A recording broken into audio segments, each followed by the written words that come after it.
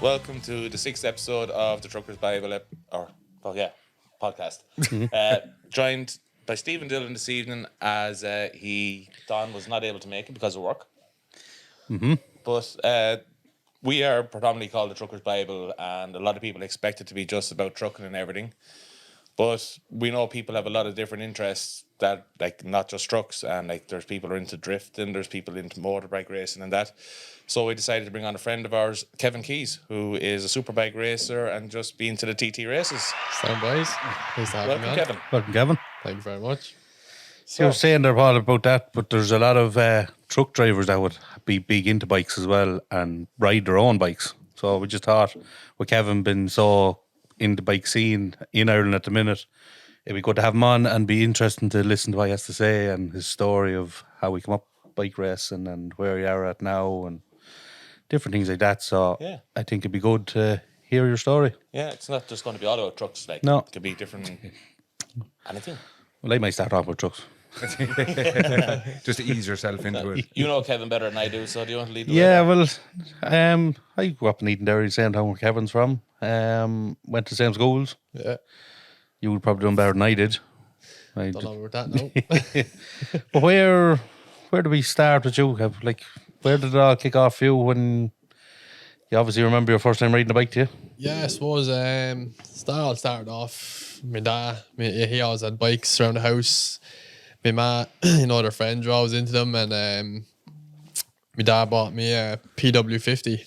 That's where I started off and started just riding in the fields, having a bit of crack. My dad never had the interest in putting me racing at that time, and he obviously been to Isle of Man watching and stuff, but to me, I was just a kid and I had a little blue bike and it was the best thing in the world. And You remember even the colour of the bike? I'm a little blue bike. yeah, it's still in the shed. You still have it, yeah? Yeah, I have my little lad riding it now. And Was Why that did the he- one in your snaps? yeah, that's one of my snaps. Yeah, No way. he's 2. So yeah, Oh, she was working one evening and I says, kids in the house, your head would be wrecked. How do you keep them occupied? It's a thriving idea. Bring them to the bog and put them on this bike and show them where the throttle is and let them go. And next thing you just took off. I was like, wow, class. you obviously fell a couple times. Or No, he actually didn't. No, I was afraid to let him fall 'cause she'd murder me. So Yeah. I just sent her a Snapchat of me legging it after him, and then I got this Snapchat. You fucking for real? Like I was like, yeah, it's real. There it is. and what do you think? Will you push him on to go? I've never pushed him because it was never pushed on me. It's too dangerous of a sport to be shoved on and do it. So, but if he wants to do it, yeah, 100%. Yeah. And I'll back him. I've helped quite a few people. What age you now? 26 now. No, what age is he? Oh, he? Child. Oh, he's 2. He's still 2, so it was only recently you done this, all right? Yeah, it was only a couple of weeks ago. Right. Yeah, Where so- did you get the bug then for it? Like for the race? Did your father do racing? No, never. None of your uncle? No, nobody in the family has ever raced. Where it actually came about was my dad was flicking through the Bike Buyer's Guide, the newspaper, whatever, that bike magazine, and he seen a mini motor for sale, and he said, "That's class. It's a mini motorbike. We'll buy it for him and let him have the crack." And we went to Atboy Carton Track, and there's been an advertisement on the wall, a poster for the Irish Mini Bike Championship. And he rang the phone number and said, "Look, what's the crack? Young lad there, he's a mini bike. How does he do it?" And they're like, "Oh, he has to be 7." And he was like, "I was only 6." But I was like, yeah, he's 7. And they were like, "Grand, yeah, our next race is in Nuts Corner. Bring him up." So I went up, raced. I was at a little 2-piece leather suit. Me race boots were a pair of swimming shoes. Knew no different. It lashed rain. I had the best crack ever. Finished 7th, I think, in my first race, and kept going. Oh, yeah. Yeah, I never knew that about you. Yeah. That's the first time I heard that. yeah. The pair of leathers I wear was actually, my dad brought them home from the Isle of Man. It was a 2-piece leathers. My arse crack was hanging out. It was just the rain was drowning me whole. It was fucking mad. And was your father riding bikes back then himself? Yeah, he had road bikes. Him and all his mates. Mick Murphy, Mick. That was a big thing in Edenderry. Yeah. Well, it still is. Yeah, pretty There is much. They all always used a to biker come town. meet at the house. They used to go off, do their thing. Murphy Street. Didn't they have their own Murphy Street group? Probably did, yeah. I don't know.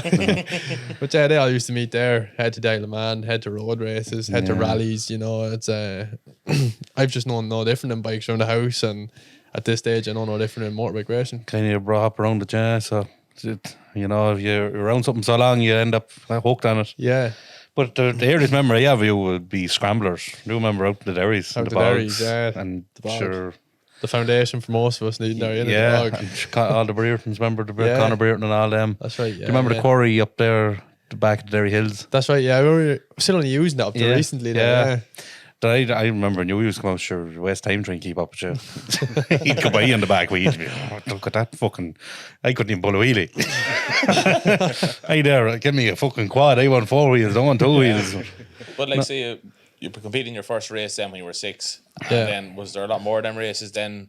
Yeah, we finished out that season. I don't remember how I ever got on in the end of that year, but I just remember I loved it, and we progressed. My dad bought me a newer bike, ended up winning a couple of races the following season and won the championship and moved on and on and on, and eventually I got to where I am now. So it's just been a dad and lad thing, really. We've never had anything big. My dad, like Stephen, you know, my dad, he's just normal. Ron, yeah. No big massive He's a builder. money. Yeah, he's Just a builder, you know. Your he's- local builder, and next yeah. thing he's up in Mondello's in the fucking pits, Yeah. fixing bikes for this lad. You know, Like, it's they're fucking Ron. it's simple, like, you know, because my dad worked for my granddad.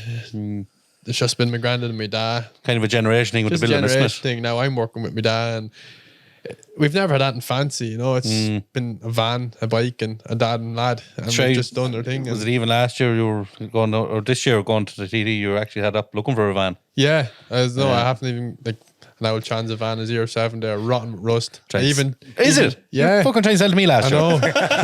Fucking you right well. Thank God I didn't buy it. It's that bad. I gave a lad 150 quid, put it in the sun visor, and he sent me back 150 quid. He said, I'm not testing it. But she drives like a dream. That's what he said to me. It's perfect. Drives like a dream. It's a great fan. But remember, I had a 07 one. Yeah. So I sold mine. I knew there'd be rotten. Yeah, but no, it's not a bit of crack, isn't it? You Father know? still go with you? Yeah, yeah. Oh, he's bigly involved, isn't he? Yeah, he's hugely involved. You know what I mean? My dad, we're tight, you know, and even Would you say you probably wouldn't do it if your father wasn't involved? not that I wouldn't do it, but I always feel peace of mind when he's there because I know Your that backbone. he's my kinda backbone. You know, if I often had a shit day and you'd be raging with yourself, Yeah. he'd always just tell you something that just make you think, tomorrow's a new day. Yeah. You know, he'd talk Be to you. positivity. Yeah, he knows what to say. He knows what to say to make me tick, and he knows what to say to make me calm. And you know, and Sarah, my girlfriend, she's very similar too. Like we live together. She knows exactly what makes me tick and what makes me calm. And you know, between the two of them, I bounce off them, and especially my dad because he's known me since I was nothing. Yeah. And we've just came through the ranks together, and we've never had anything. He but knows we've the always stages you have to been at and where you're you know, at. like we went to British Championship as privateer in a rusty old Sprinter van pulling up beside 40 foots and went out and won races, you know. So we've been through it all together. And the British. British, yeah. We first went to British in 2015. Yeah. I remember all that kicking off through that time and everyone was watching you on the telly and Yeah, we saw come up to 2015. In 2014 I just moved on from a 125 to a 600 and I won the championship in the 600 race. And at that year it was called Clubman and Pro. So I was what age would you be around then? I was 16. You were 16 years of age riding Yeah. a 600. Now that'd be Yeah.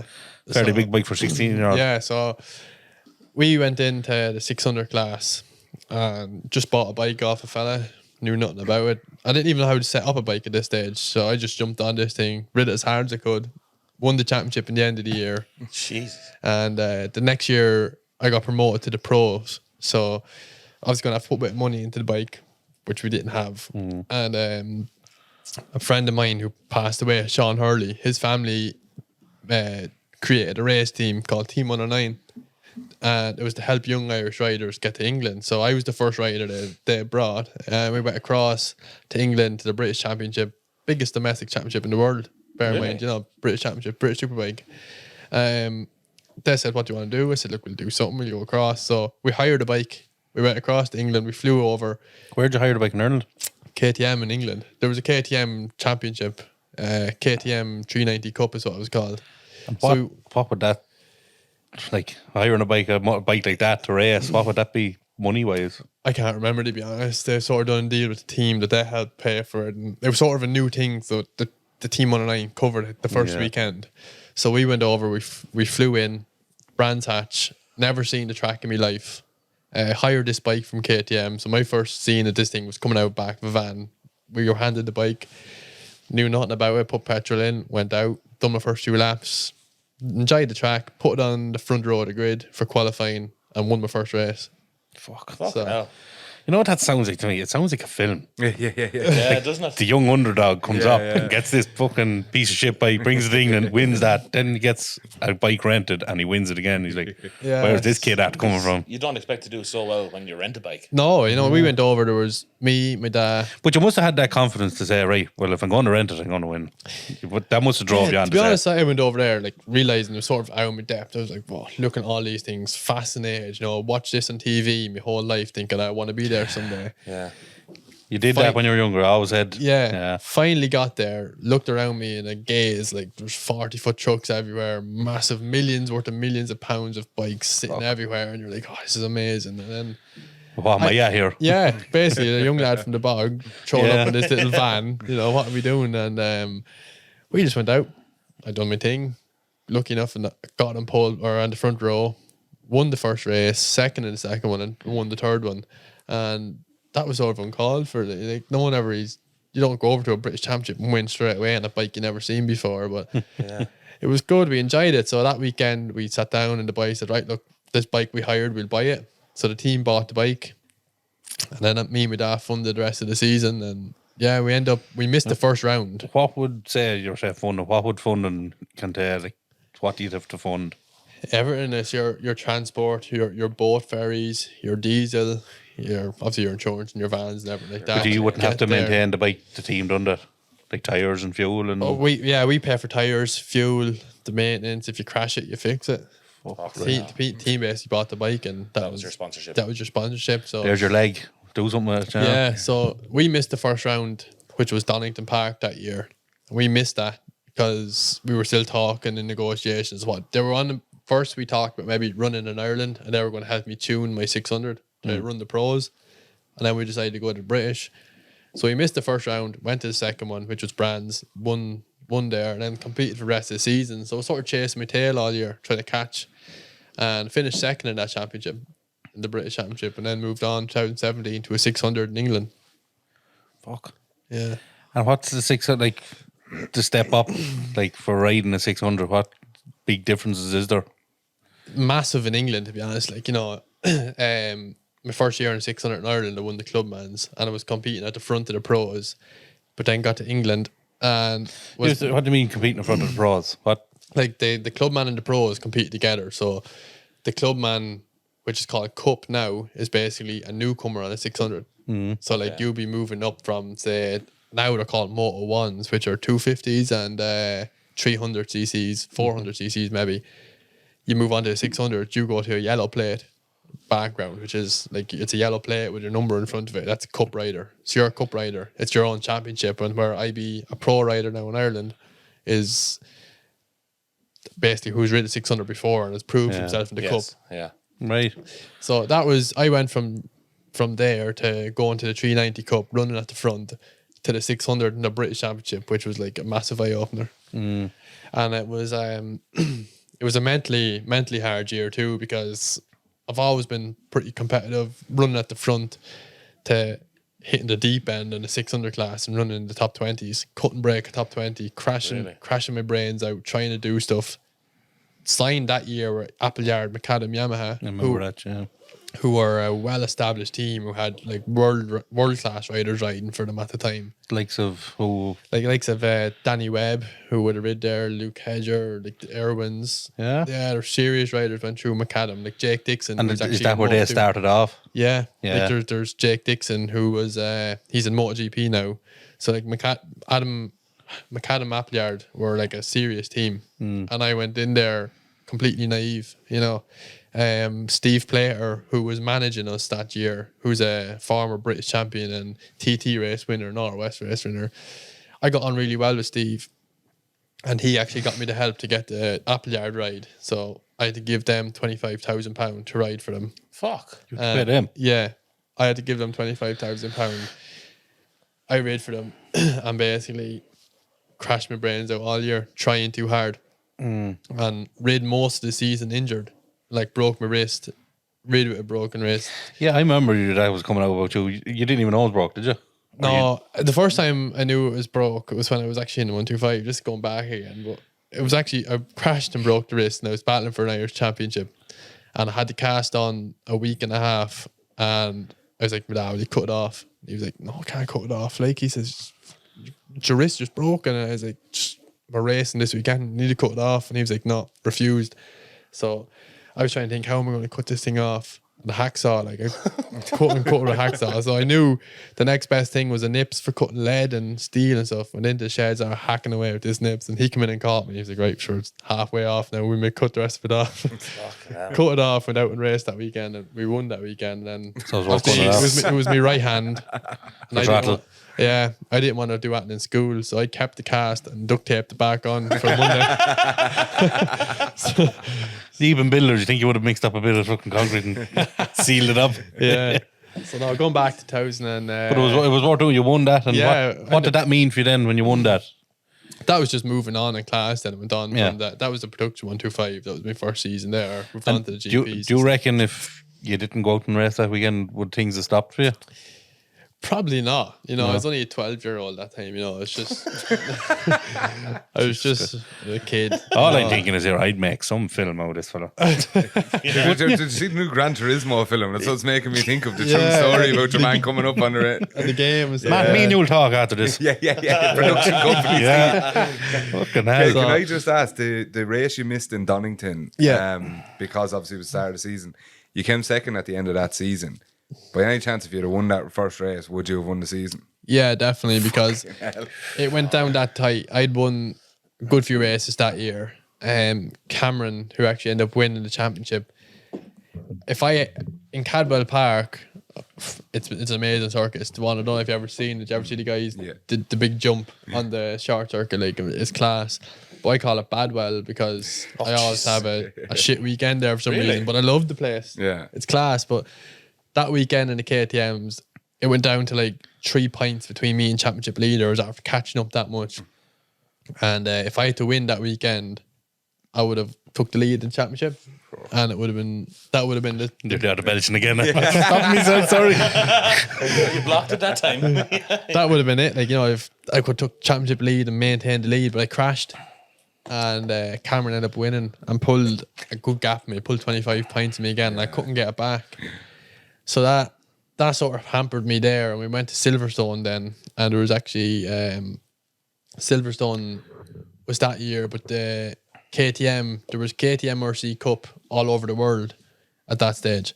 So at the end of the season, the top 3 in the championship, first, second and third, from all over the world, America, France, Spain, England, I can't remember how many, America, all the top 3 riders came to Silverstone at the end of the season for the world final.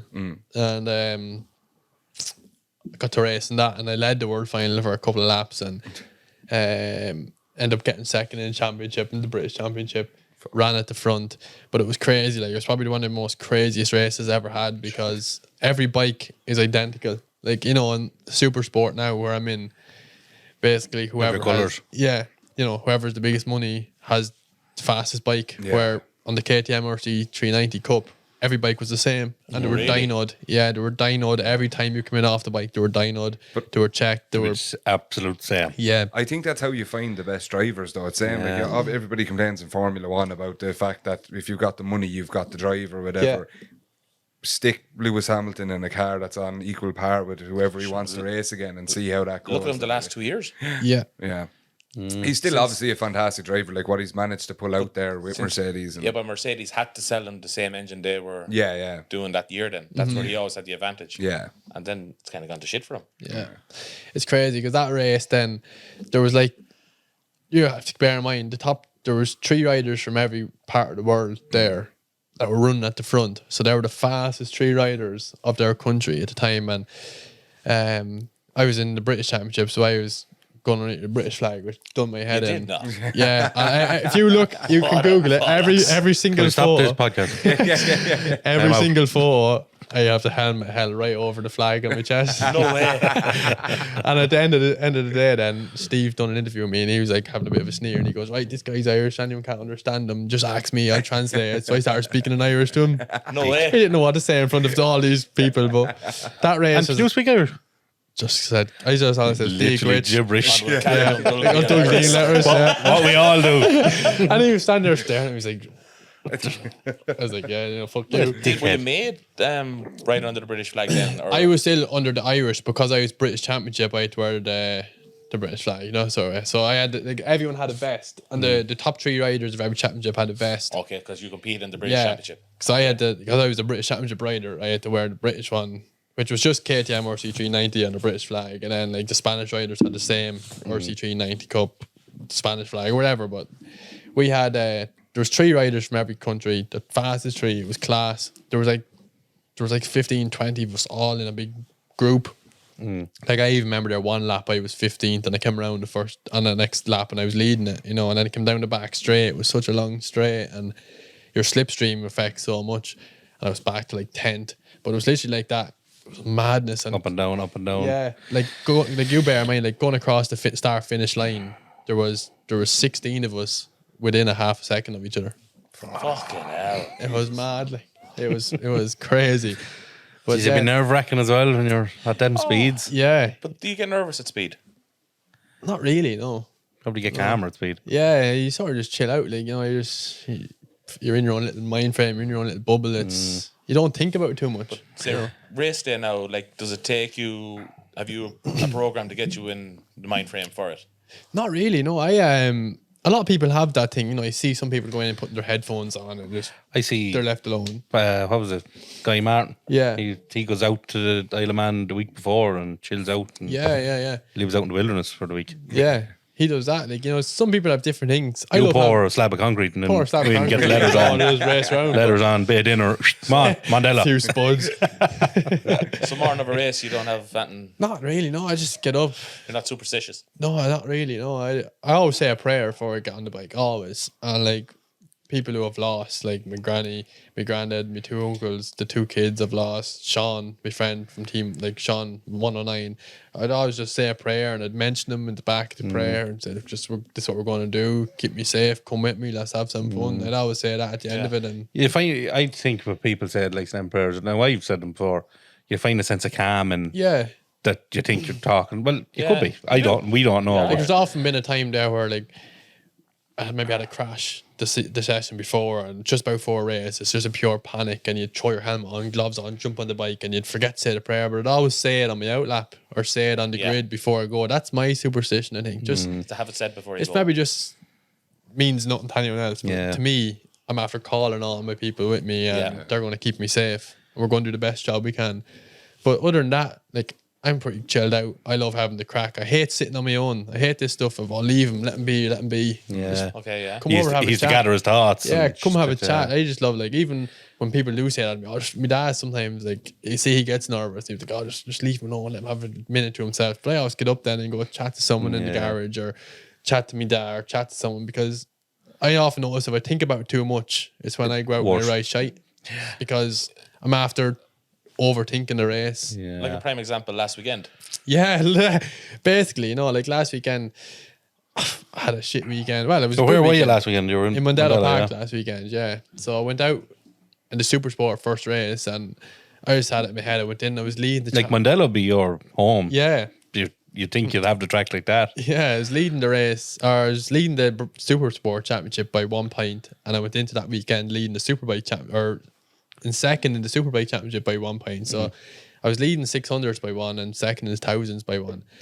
So I knew I had to win both races that weekend to keep my lead and get the lead. So I went out in the 600 race that weekend, and first race of the weekend qualified on. I was qualified second because the qualifying was really shit weather. I came out, I done 1 out lap, and it started raining. So I tried to do a fast lap and put it in second. So I took off, but I got a good start. And on my second lap of the race, I was 5 seconds in the lead. I just got into a really good groove. And seen +5 on my board, my pit board, my dad gave me +5, and I was like, it's done. I have it won.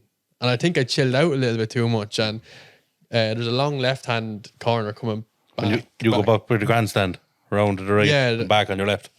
Yeah, that one. But then we were using the big track that weekend. And on the big track, when you're coming back in from the back of the track in towards the paddock, there's a long there's like a chicane, and then there's a long left-hander, then there's a quick left-hander. But the long left-hander, I just came out, thought I'd done nothing different, maybe just chilled out a little too much and wasn't on my proper race line, but high-sided 5 seconds in the lead, and I was like, what, I fucking need you. Like, I've just threw away a fucking win, threw away prize money, threw away championship lead. What was the prize money?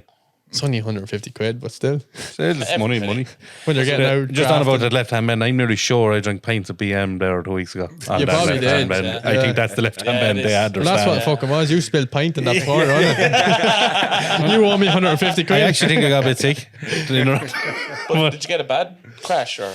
Not really, no. I got high side. So high side is basically where you lose the rear, it catches grip and it throws you up in the air and you land in your hole. So, but what happened to me was my leg got stuck in the bike somewhere. When the bike flipped, it flipped my leg around. That's casual enough. Yeah, I just chilled out. Yeah, just a crash.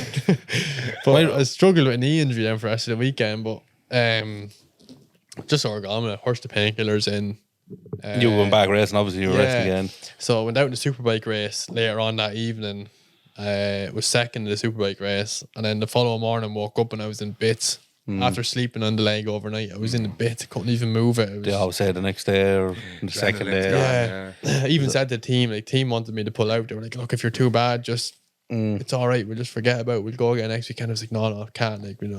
Team has put so much. You're fairly tough in that sense. We sounding like I didn't know them details of racing, but cutting your cast off. Yeah. And now you like, want to power through whatever. You want to power through because at the end of the day, team I'm with now put in so much money. Yeah. They're the best in the world. Darko racing from Kangan. We done the fundraiser there for them lately. They're brilliant. And even when I cut my cast off, I had small sponsors at the time, and them boys are out grafting their arse off, and they're generous enough to give me money. So you have to be generous enough to give them back. Give them back something, yeah. It's a great way of looking at it. So I feel that's my way of giving back. And even though the team said to me, no, look, don't worry.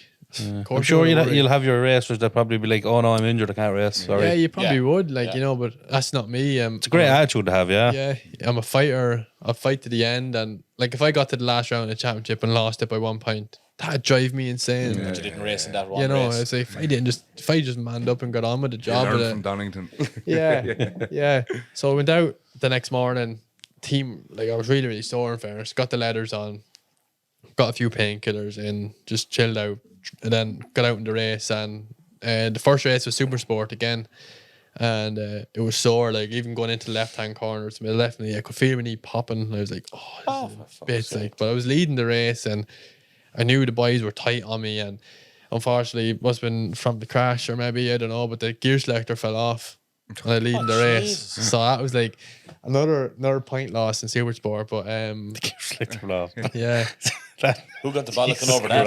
I suppose you can't give out that. No. It's one of them things, innit? But what do you do when you're out flouting around? Yeah, nightmare. where'd I was that just go? going underneath the bridge in Mondello Park. Next thing I went to shift back, and I was like, "There's nothing there." I was like, "Shit!" Fucking going into turn one, flat out, Fucking no happened to me in a engine lorry. brake. In Boland's lorry.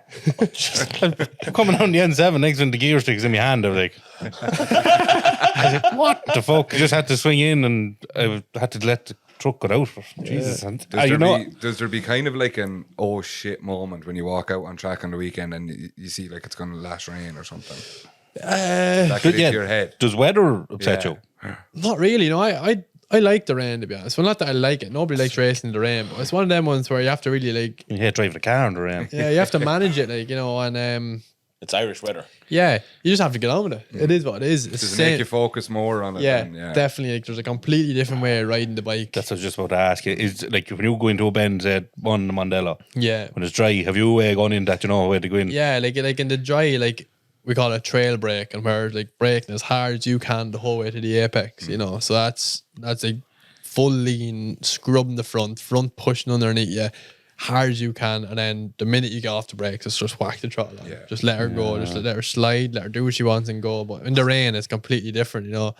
You have to make sure all the braking. Like, I try and help kids at racetracks and like give them advice. And my biggest advice is about the rain, you know. Be clever, wet race rider. Just all your braking upright, keep the bike as straight as What you do can. you call it? Wet race rider. Just basically like you know, like in the rain, be clever. Don't be stupid. Don't trail brake on the edge of the tire. You know, you're losing your contact patch. Yeah, You're gonna tuck really the front. nurse the throttle. Yeah. and remove So it. like on the brake and do all your braking upright, like squeeze it When as you're hard up. as you can, because then like Yeah. your tire's like shaped, you know, it's like this. So if you brake as hard as you can, you give more of a contact patch up straight. Where if you go to the edge of the tire, it's gonna push it away from you. Some science to it, isn't there? Yeah. And then like on coming out of a corner, like I always say to the guys, like get on the throttle as early as you can, but don't snatch it. You know, take the tension off your chain, just get the bike moving. And then when you like crack it on the go, there's no snatch of the chain. So your bike isn't going to unsettle itself and spit you Wobble off. or- yeah. yeah. So like mad, I don't know. there's so much involved, like, you know, and then like in the dry, it's completely different. You know, you can brake as hard as you like, get on it as hard as you want. Obviously, like you can't like on the edge of the tire full lean angle, you can't open it up. Yeah. But you know, like it's just I do that. I'd be like a giraffe going off a fucking bike. Woof. Out from under me. but like it's good, like, you know, but you say the nerves on tracks, don't get nerves. Get the butterflies. No, everyone gets the butterflies. Get in the grade, you're Is that sitting not the there. same thing? Oh, I call nerves and butterflies different. I call butterflies like in your stomach. Nerves you're in your head. excited, yeah, you're buzzing. You're like, oh, I can't really get going. First time I ever felt nerves was in Wallerstown, my first ever road race. Oh man, nerves I felt that weekend. Holy fuck. What year was that? That was in 2021, 21 or Yeah, 22. I knew it wasn't 22. years ago. And is that because road racing was obviously so much less safe? than Yeah, track so racing? 2022, I went into I was like still in the British Championship at this stage, riding for GNS Racing Kawasaki. I had to bring 32,000 sterling there, plus get myself there. So a yearly bill to stay where I was at the moment was looking at about 50,000 euro. That was just unjustifiable. And to be honest, going into 2022 when I signed with GNS, I knew I wasn't going to be able to fulfill my season with money.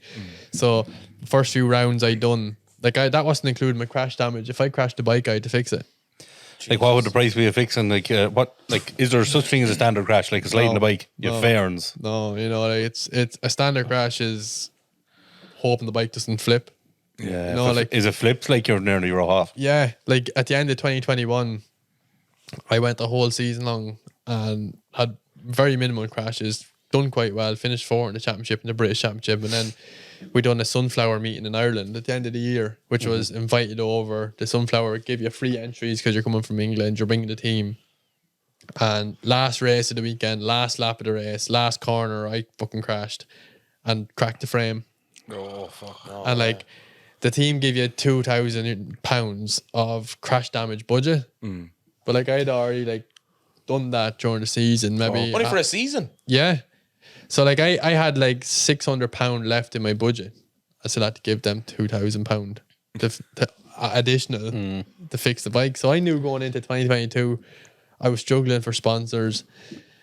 Like again, as I said, me and my dad, we're just normal. We have a day job. We're not rich. So I knew like going in there, We're on a I back was after foot. losing some of my sponsors because some of them went into development and their own companies, and you have to understand that. Totally respect it. And other companies maybe weren't doing so good after COVID. So I totally respected it, and I went in there. I basically knew I wasn't going to finish the season, and the first few races was horrendous because I had no confidence in myself. You know, I was pushing the bike, and then as soon as I got a slide, I was like, backing out of it. Wasn't pushing because I knew if I crash this bike, I'm out. That's I'm game gone. over. Yeah. You know, You can't race. with here's that, me and yeah. my dad going to struggle our arse off now trying to pay for this. But I'd say there's a fine line between that. Like, you're saying you're going in with lack of confidence and riding Yeah.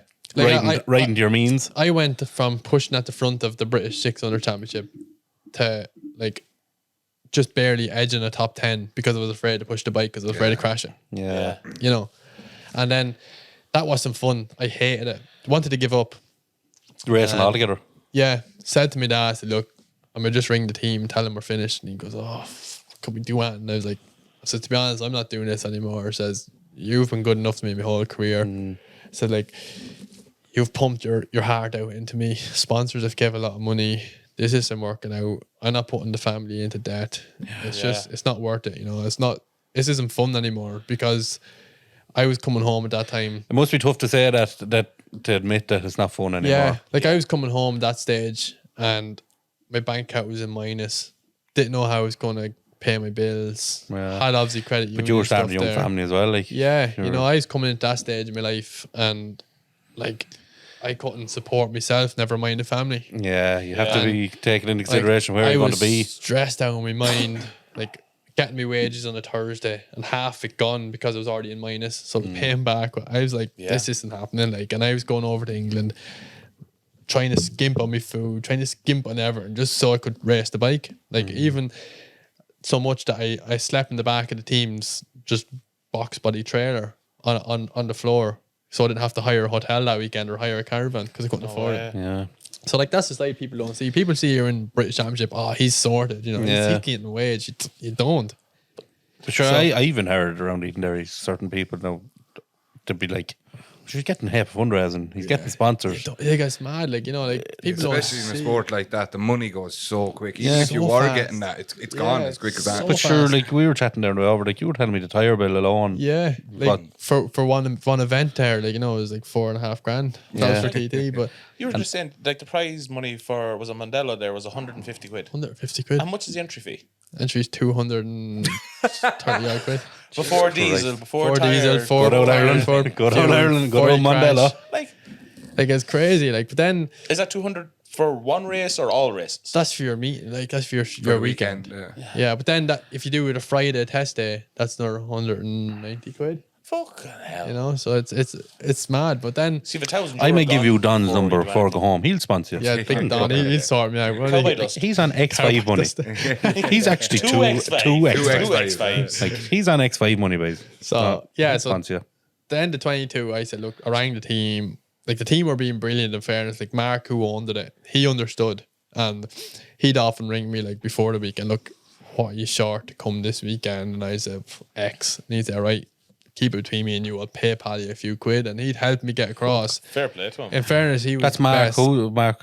Mark Fisher. Mark Fisher. He was, so Tom took over GNS racing, Mark's son, which Mark previously ran, and Tom sort of taken over now. He's bringing the team onto new lengths, which are in British Super Sport now, which are doing brilliant.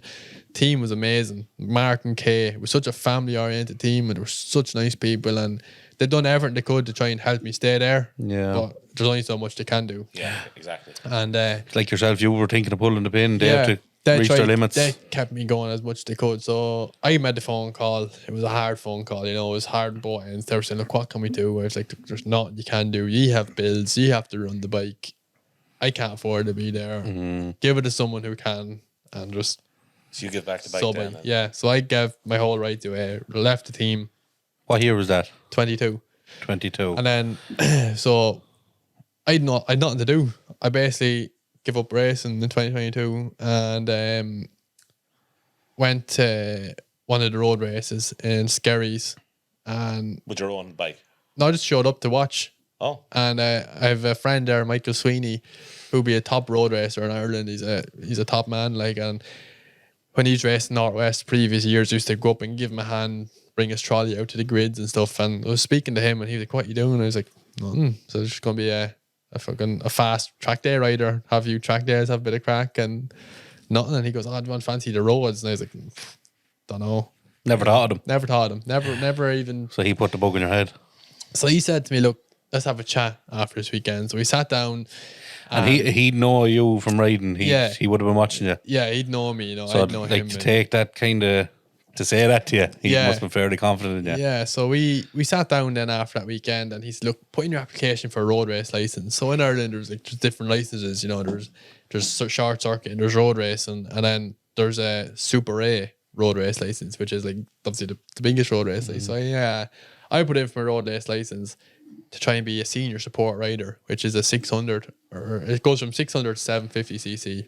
Senior support, like Yeah, so there's senior support to be like the cup of the short circuit riding. so a newcomer to the roads, it'd be senior support if they're on a 600. Right. And there's junior support, which is 650s. And then there's a super sport A, which is the top 600. And then there's just a super twin race, which is the junior B, whatever. So I put in for senior support, and they refused my license and said, we'll only give you a senior or a junior support license, which is 650s. But I only had a 600 of my own bike in the shed, and I had no 650. So I rang Mikko and I said, look, Mikko, I says, I can't get a license. And he goes, oh, ring such a body, do such a thing, and we try and work it out. Rig it in a way that you can. So we end up making a load of phone calls. It was coming up to Walderstown, which I wanted to do, and it was like 4 days before got a license to do senior support. So I rang Benny straight away. I was like, Benny, look, I have the email. Can I ride? And he was like, oh, have you got the license in person? And he goes, no, but I have the email from Motorcycle in Ireland. You're just waiting to get. Yeah. And he goes, right, look, I'll fill out your entry form. Show up in the morning. Hopefully you have your card. If not, we'll try and do something. So I was like, right, grand. Showed up in the morning. Finally got the card. Oh, you got it in time. Oh, Yeah. man. Perfect. So showed up, Walderstown, first ever road race. Shitting myself, pure just panicking, and this is the first time I ever felt nerves with riding the bike. Because you don't really get to test But it out. what was different that made you nervous this time? That you were such a cool, calm, collected, Yeah, it was whatever just the roads. You're going from riding a short circuit where if you crash, you're just sliding into a bit of gravel and then a big air fence. You have a chance. Yeah, you have a chance. Yeah.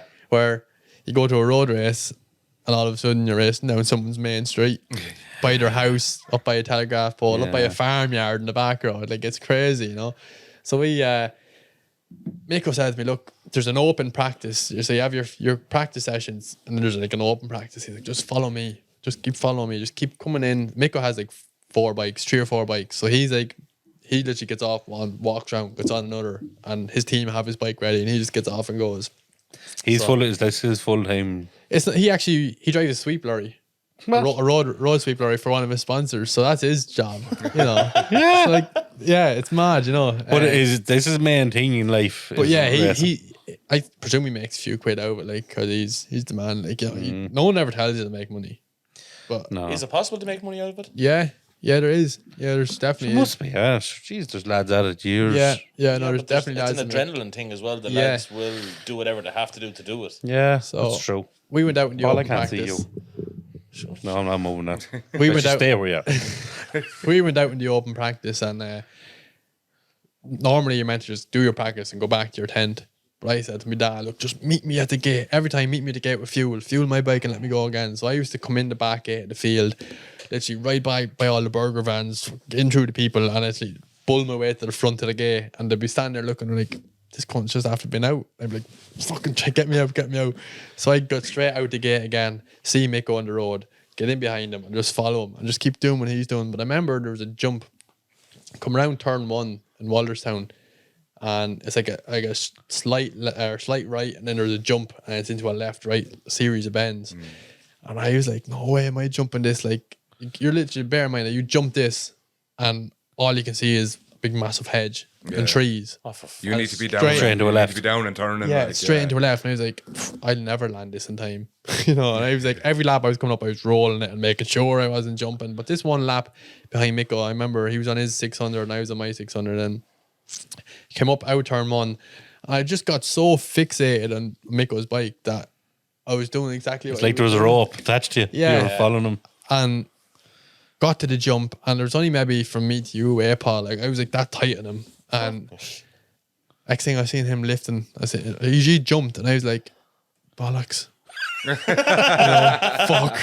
Here we go. Next thing I jumped and I landed and I got through the corner and I was like, oh, it's not that bad. That was easy. Yeah, so that was my first time jumping on the road. So there was the confidence then. Yeah, so then up the back road and it was crazy. But then I remember my first race, qualifying, I just went out and my dad said, look, just go out, have fun, just enjoy it. Don't do anything crazy, just ride. And I was like, right, grand. And I remember saying to my dad, I says, I want to be on the front row. And he goes, oh, forget about the front row. Just go out and just, like, and he goes, just ride it. And he Like goes, the spoiled child. I Yeah. want front row. yeah. That's it. But the reason I wanted the front row because I knew the front 4 of the senior support were clever. Not that anyone else is daft. If you follow them, you'll go safer. Yeah. Not that Yeah. anyone else, like, I don't mean to disrespect anybody else on the grid. Everyone who's there deserves to be there. But them front four are fighting for their championship. Yeah, and they they very were clearly sort of- know the track if they're on the front of the grid. Yeah. So them boys knew what they were doing. And See, that's how you learned how to ride a track, was fixate following on the back of your someone man's quick. bike. Yeah. Like Mikko, he's a top man. He ended up winning the 600 race that weekend. He won he was second in the big bike to Michael Dunlop, which he was quite close to. But But you bet Michael Dunlop for. I did at Mondello, yeah. We'll go on to that one in a minute. So I said to my dad, look, I want to get the front row. That's all I want to do. I'll try and get away with the boys. And he was like, right, just whatever you want, just go and do it. Just be safe. So I was like, right, grand. Went out in qualifying and I got the front row. I think it was fourth. So it was the last bike in the front row. Just barely made it. And got away. I was second into turn one. And I was like, fuck, like we're second here, like have to have a go. And Michael Gillen, it was 600 to 750, so you could ride that from a 600 to a 750cc, and he was on a Gixxer 750, and this thing was a bullet in a straight line, and I was in as bog standard 600 with no quick shifter, no nothing, standard engine, slow as fuck, you know, and I was You're flat the out. underdog. Yeah, I was flat out trying to stay with Michael, and he was good in the straight line, really fast. But as soon as we got to the twisty sections, I was on him, and I was like, right, have to do something here. So coming up by the farmyard, I think it's a farmyard or a mushrooms. No, it's like a mushroom factory at the back of this track. It's really, really tight. And I knew like getting up there I could catch him. So I got right on him, but I didn't want to pass him until we got to the straight. So I like made a big lunge on the last corner of Wallerstown, which Coming leads onto on the straight. Yeah, which leads onto a massive straight. So I got out of the last corner and I got up side by side with Michael, but I knew his bike was going to pull away. So I was like, right, perfect. I'm going to get him into turn one. That's it. Job's done. And got alongside him. And before we got start finish line, he started edging away from me again. But I just pulled into a slipstream and sat there. He drafted me long enough to get to turn one. And we got to turn one. I got up alongside him. And I knew once I got there, I could pass him. So passed him into turn one. Got away up through the back road, pulled up enough of a gap to hold my lead in the straight the next lap, and ended up winning the first ever road race in the senior support. Fucking Christ. So that was class, you know. But see the way your head's working in the races. Yeah, That's, you think so much. But I remember, I never forget it, and I always talk about it, was that particular race, I was were afraid shitting it. I was going to get done for a jump start at the start of the right, race, yeah. because I was sitting there, had the bike at 10,000 revs, revving ready to go, watching this flag, but my hand was I was shaking my hand that much in the clutch lever. The bike was jumping underneath me, so the bike was like, and I was like, had my foot squeezed like fucking the back brake, trying not to let it move. But the bike, my hand was shaking that much till we got going. Then I was just calm. And you were fine with it. There wasn't a jump starter, and No, I didn't actually. The bike never edged, but the bike kept Yeah. stressing itself because my hand was shaking on the clutch lever. say if it was a jump start and you bet them, will they call it then the end of the race? They'll be Yeah, like, you well, get done with a 20-second penalty then. At the end of the race. Yeah. Oh, yeah.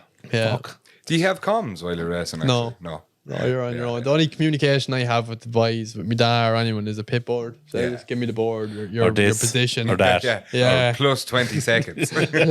Shut fuck up. Yeah. So went out in race 2 then, and I wanted to do a double. You know, it was after winning the first one, I was like, I have to win the second one. Confidence was up then. So same thing again though. I shit myself in the line again for some reason. I was like, fuck. You It's know? just beginner's luck. Yeah. So we got going, and it was after being really, really hot that day, and they were on about cancelling the meeting because the road started lifting, the tire started lifting. Jesus. So what they done was they went out and put cement dust on all the tire to try and like dry it up. I delivered it. This man delivered it there. Adam Camurray special. So I knew we were the first race that they done after doing cement dust. So I knew once we hit the cement dust, it was just going to be a big cloud. Yeah. So I said to myself, no matter what it takes, I have to lead out of turn one. So I got a good start again. Michael actually got a good one as well, Michael Gillen. We came down into turn one side by side, and it was sort of a ballsy thing to do. I just had to let the brake go and get underneath him into turn one, but I did. And I sort of paid the favour because I remember talking to Marcus Simpson, who I think he ended up finishing second in the race that day. He said, like, once I hit the cement dust, they just threw up a cloud and they couldn't see. Yeah. So I had to race that race really clever. Like, was that not dangerous? I know the racing is dangerous, but like, is that not? Can you not say like, well, that's after killing my time because I can't see. I think though, I'm sure you feel the track at that stage. You know the turn Yeah, is yeah, there. yeah. You know, you get an outlap, so you get sort of have a look around. But I knew from the outlap what was going to happen in that race. Still going to be cautious once you go into it. No Yeah. matter how well you know it. Yeah, so I just sort of raced my own race that way. And I led it from turn one to the checker flag. I led the whole race. I just sort of just done my own thing. Like the first race that I won it at my own pace. And what I say there was the guy who was second, his fastest lap was actually a second and a half quicker than me. But I just managed it at my own pace. Yeah. Right. Yeah. And same at race 2, I won it, but I hadn't got the fast lap of the race. Yeah. But I just managed it myself. I didn't do anything stupid. I never ran on anywhere, never ran wide, never had a oh shit moment. You know, everything was just pure controlled. And would you say now that would be one of your favourite races to race? Probably one of the most memorable ones, you know, because But would like if you would go back there, would you be like, I love this track? Or- I'd love that track, but probably my favourite ever race was What's your One most of my- memorable moment so far? probably the most memorable one was 2019 in Silverstone in the British Championship. The week before, me and Sarah actually were planning on having we're having twins. She was pregnant at the time on twins, and unfortunately we ended up losing the twins during pregnancy. Jesus. The Remember twin that. transfusion happened, but this happened. We realized we lost them on a Wednesday, and I was flying to Silverstone on Thursday. Fucking hell. And it was madness. So we lost them, and I flew to Silverstone, and I was heartbroken. You know, she was at home, still had the baby. Like they were old enough to be have to be born. Yeah. Yeah. And I remember I went out. The team were like saying, "Oh, just go home. You know, just go home and be with her." And I was like, "Look, we're here now. When we just do it." It is what it is. You have Yeah, to- Yeah. and But that's you again. Yeah. As I said before, he's a worker. Like if something has to be done, you'll do it. You'll Yeah. cut your cast off. You flew out on Thursday and you're done. so went that weekend. I was like 14th in the first practice, 15th in the second practice. Done qualifying, and I think I was like 10th. And I was like, it's just gonna be one of them weekends. But I went out then the race, and like something came over me, and I was like, this is just it, like, you know. And got a really good start, chipped my way through, was second in the race, and I was just running. I don't even know what I was running on because I can't even barely remember the race. End up the last lap of the race, passed for the lead into turn one, and end up winning the race. And I never forget it. Like it was my first ever win on a 600 in the British Championship, and it was probably The hardest race the you're hardest you've race done. I've ever done. Like I came in, I just broke down. I cried the whole in lap, and cried before the podium. Just couldn't wait to get home. Had the big massive trophy. Had the glory of winning the first round of the championship. But didn't feel. Left there leading the British Championship, but it felt like nothing. Yeah. Got home that Sunday. Got to Sarah. We went to the hospital. She conceived him. We had the funeral on the Wednesday. It was just funeral. It was just that was A probably bad time of life. yeah, that was probably the best that sticks with me. Yeah. Because it was probably the best of my career, but the worst of my career. Yeah. Yeah. It's one to remember. Yeah. You were going to say your favourite track there as well. Was that? Yeah. It was silver. I loved it. Like, you know, it was class. Oh, Silverstone's favourite track as well. Yeah. Yeah, I loved it. Yeah, it was brilliant. Yeah. Before we were rudely interrupted. You seem to do well out of turn one the whole time. Yeah, I just love that. Just big dive into turn one. You know, just A lot of your stories where you went and won, you won nearly in turn one. yeah, it's just, you know, it's on them ones. Just make the big lunge. So tell me about beating Michael Dunlop. Yeah. No, that's my question. I'm sure. Don't do your own questions. Shut up. I asked them already. Well, I've asked him. Now, ask him how do I yourself. say it? Yeah. Let me get in the mood. In the mood. I have to be in the, Get all horny again now. be in fucking- the podcast mood Tell me about how you bet Michael Dunlop. in detail. What did you pay him with? No, that was last year. That was Year before. 21. Was that long ago? Yeah. Jesus, because I remember seeing it. I was like, Jesus Christ, he's after beating one of the icons of motorbike racing. Yeah, so that was 2021. And it was on 600s. Yeah. Yeah. Yeah, in the 600. It was COVID year, so don't know if British Championship was running properly that year, but we didn't do it. We come back home to race in Ireland that year. And I was after winning the first 9 races in a row on the 600. And I don't know if it's true or not, but a rumor broke out then that Dunlop was coming down. And I was like, right. You'd never met him before this. I'd met him in person, like, and I'd know him to speak to. Would you have his number? I can get it for you. No, I don't want it. Like, could you say here and ring him now? Are you on them terms or? Not like I could get his number and you could talk to him. But like, You're like fellas with mustaches now because you ride bikes, you know each other. No, nod. But I'd heard he was coming down, and the rumor went around that Mondello had seemingly paid him $3,500 to come Did down. the fuck? Appearance money. Only paying you 150. Yeah, seemingly he was getting $3,500 appearance money to show up this weekend, and they were saying like, oh, he was coming down to put a stop to my winning streak. What? Yeah. So I was like, fuck you. Yeah. Fuck you. I don't He's want your listening to number. this. Fuck you. Yeah. So He did fuck you. race 1 came around. I won it. And I was like, right, there's fucking this one done. 1 of 3. And He was in this race. yeah, You bet him 3 times. bet him twice. So race 2 came around then, and he beat me in race 2 by like, it was close. We were side by side all race, and he got me into the last corner, and the cunt, he fucking dumped me to the line. So I was like, right, race 3 now. This is it's gonna say who's the Best man, of 3, like yeah. best of 3. So I was like, no way is the who are winning it, like, you know. So we got away off, and I was on my stock 6 and he was on his TT bike, and this thing was a bullet. And I was like, fuck, if I can't let him lead, because if he leads, he's gonna have the legs me out the back, especially where it's fast. And I passed him and he passed me back, and it was probably the closest race I've had, and like probably the hardest one, because he's just a hard cunt. Like, he doesn't get the name the Bull for no reason. Like, he's serious, but it was class. And everyone knows me for like the last corner in Mondello. I like throw it up the inside of anyone. I don't give a fuck who they are. I just go for it, and if it's the gaps there, I'm doing to do it. And I remember, like, I got loads of videos from the race. Like, the last corner was packed. And I remember even seeing it sometimes during the race, like when I was coming up to the last corner, you get a glimpse of, like, it was just a black, but the black was like all the people sitting there, like, Jesus Christ. Like, Is that video on YouTube? I don't know if it's on YouTube. I have it on my phone though. Said there's clips. You can But, send it to Matt. Yeah. But I remember coming on to the last lap, Dunlop was leading. I was like, right, when am I going to do it? And I was looking, and coming into turn 4, I knew I was stronger, but it wasn't close enough out of turn 3 to make turn 4. So I just closed in as much as I could, because once you leave turn 4, it's fast, and you go out the country, and it's into another right-hander, but it's a quick right-hander, and you drop down a hill. It's a lot of fast stuff. So I knew his bike was going to be better than mine. So I had to make up as much ground as I had. I got close out of turn 4, come up into the double right-hander, then to head out the country.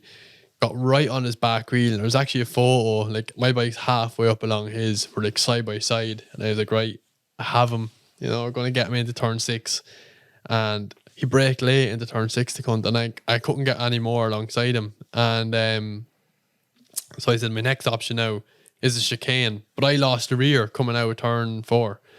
And as out turn 6, and as I lost the rear, he gapped me. And I was like, oh fuck, it's over. The cunt's gonna get fucking 2 up on me now. He like pulled away from you a good bit. Yeah. So we got up into the S's, and I just said, it's now or never. Like, you know, brake really deep, really late, get out here, just open her up. So I come out turn 4 or out turn 6 up to the chicane, and I closed in. I was like, right, that's it now. You know, the next left-hander where I actually crashed the weekend. This is my next opportunity, and I like got right up the inside of him, but he literally shut the door on me. I had nowhere to go. I was like, oh, he's after ruining my run now to the last corner. It's the last corner. He knew what he was at. Yeah, do or die to the last corner now. So I got as best of a run as I could into the back of the paddock. That little flick left, really bumpy. And I remember saying to myself, right, it's either going to launch me or I'm going to get a good run. So I came through the bumps, and I just actually opened her up, skipped across the bumps up to the last corner, and I made a massive lunge on him into the last corner and passed him. And What'd that feel like? oh, it was tense, because I was like, I was on the limit. I was he in your left or right? Yeah, and I remember I braked that late. And that, I asked a question. oh, left or right? Yeah, I went to the right. So what happened was, coming up to the last corner, a defensive move is always stay to the left, and I seen Dunlop was like right to the left, so I went to the right to try and cut around the outside of him and close him in. But like, in the video I have on my phone, you can see it, like last minute he comes from the left to the right, and I'm like, cunt, So I like moved to the left. But as I moved to the left, I just let the brakes off. And I'm like, this is either I'm going to get in through here, or I'm going to take Michael Dunlop out. Jesus. That's what into my head. And I was like, right, fuck, I'm on a bike here with an engine I got out of a scrapyard for 1,200 quid. He's on a bike there, and an engine cost fucking 1,500 or 15,000 quid. And his bike's probably 50 grand bike, and I'm going to clean him over. I'm going to get out the last corner. I don't give a fuck. It is what it is. So I got up the inside of him, but I ran a little bit deep. So I knew he'd have the run to the line to me. And there's actually another video then of someone has him pit lane, and I slowed it right down. And I don't know how I missed his front wheel. It was like that much. So I like made a big swerve across the pits to try and slow him down.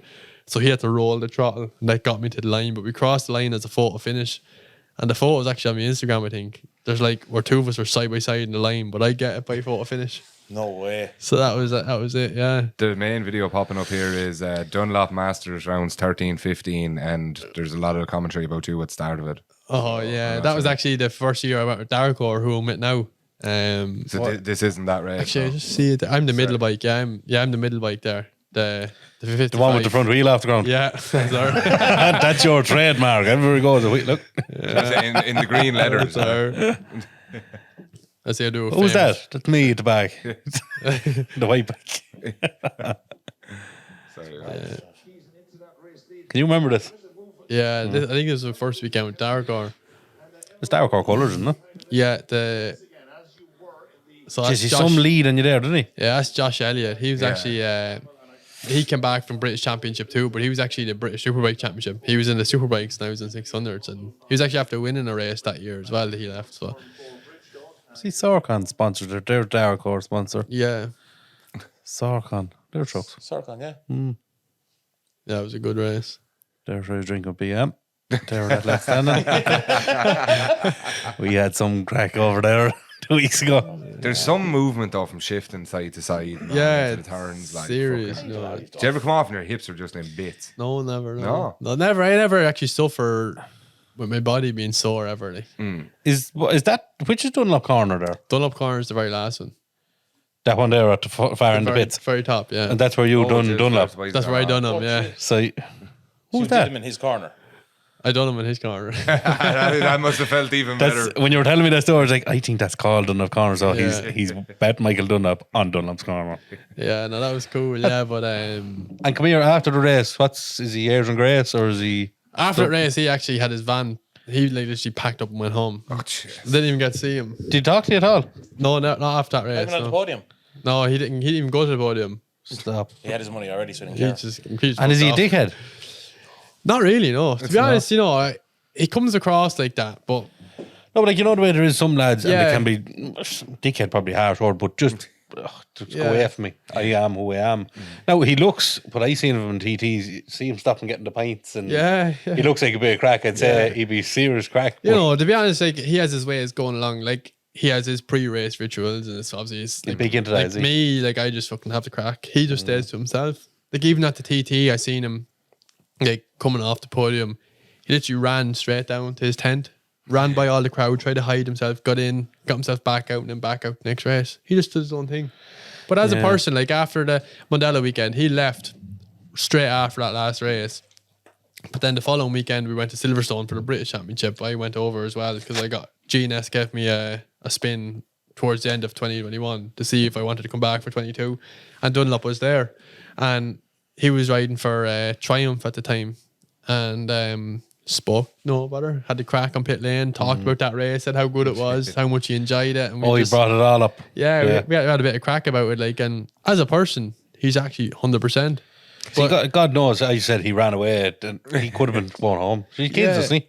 No, he's no kids, no. But like bear in mind, he's a 4 or 5 hour drive home. He's wanted to get out, get the van packed, and get up the road. Have you ever raced against somebody that just is a constant bully on track? Like will push you out of corners that you, I'd like. say every one of them.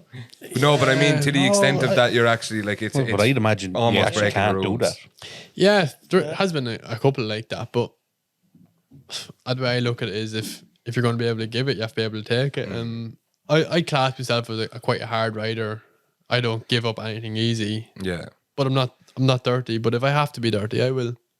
You know, I've never. Dirty me, I'll dirty you. Yeah, Kinda. basically, you know, like I've never went purposely and said, right, I'm taking you out here. I've never took anyone out. Yeah. And I wouldn't take anyone out because it's dangerous. You don't need to make it That's more what you dangerous. said. Do you remember that famous video of your man catching the other fella's Yeah, brakes going that's a by him? scumbag Like, if you ask me, because like them boys were.